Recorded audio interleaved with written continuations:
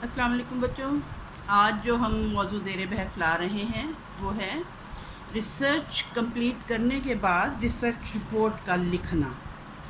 तो इस हवाले से कुछ बुनियादी असूल हैं जिनको मद्देनज़र रखना इंतहाई ज़रूरी है। और रिसर्च रिपोर्ट तैयार करने के लिए सबसे पहला जो बुनियादी असूल है वो है इख्तिसार नवीसी। इख्तिसार नवीसी से ये मुराद कतन नहीं है कि आप ज़रूरी हक़ाइक़ जो हैं उनको मद्देनज़र ना रखें और उनको सामने ना लाएं, बल्कि मौजू मालूमात को फ़राहम करना जो है वो इंतहाई ज़रूरी होता है।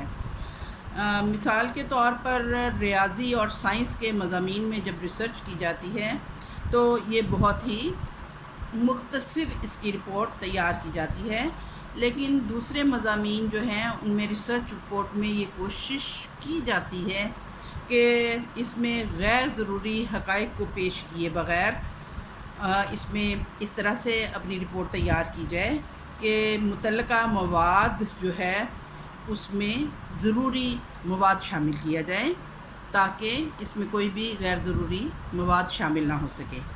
दूसरी बात इसमें आ जाती है यकसानी।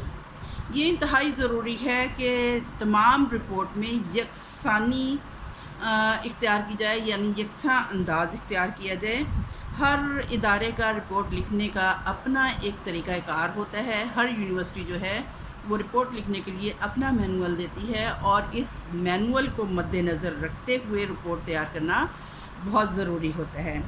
और इसके जो भी असूल व ज़वाबित होते हैं, जो बयान किए गए होते हैं, उन्हीं के मुताबिक अपनी रिपोर्ट को लिखा जाए।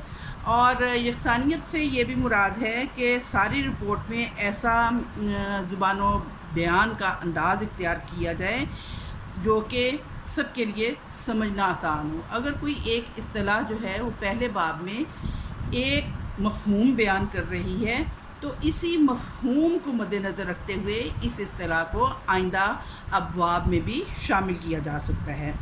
कुछ फार्मूले ऐसे होते हैं और कुछ इस किस्म के मुहक्कात जो हैं वो इस किस्म की तहकीकात होती हैं या इस किस्म के हक़ाइक़ होते हैं कि जिनको एक तरीके से इस्तेमाल किया जाए, मुसलसल उसी तरीके से इसका इस्तेमाल करना चाहिए।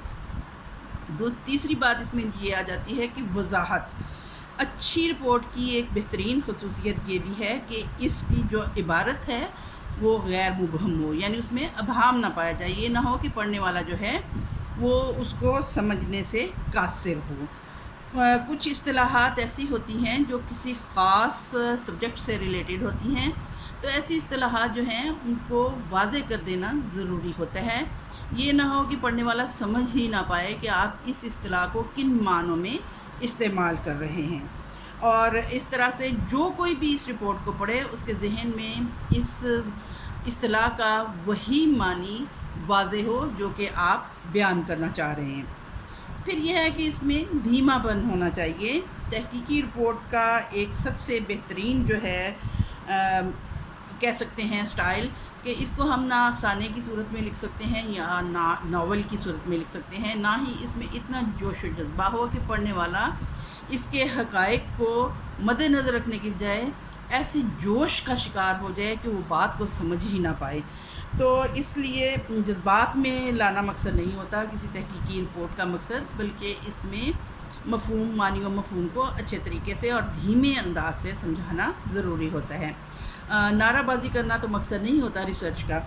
लिहाजा इस तरह से सादा अल्फाज में आप अपनी तमाम तर सादा ज़ुबान को इस्तेमाल करते हुए कोई भी मतलब जो है किसी भी बात का मफ़हूम जो है उसको वाज़े करें।